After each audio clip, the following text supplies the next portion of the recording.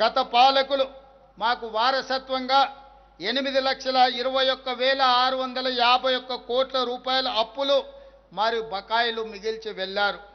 దీనిలో 6,71,757 కోట్ల రూపాయల అప్పులు, అదేవిధంగా ఉద్యోగులు ఇతర పథకాలకు సంబంధించిన బకాయిలు 40,154 కోట్లు, ఎస్సీ ఎస్టీ సప్లైన్ సింగరేణి విద్యుత్ ఇతర విభాగాలకు చెల్లించాల్సిన బకాయిలు 1,09,740 కోట్లు. వారు చేసిన అప్పును తిరిగి చెల్లించడానికి ఇప్పటిదాకా అసలు రూపేణా 1,32,498 కోట్లు, వడ్డీలకు 88,178 కోట్ల రూపాయలు, మొత్తం కలిపి 2,20,676 కోట్ల రూపాయలను ఈ 20 నెలల్లో తెలంగాణ రాష్ట్ర ప్రభుత్వం చెల్లించింది.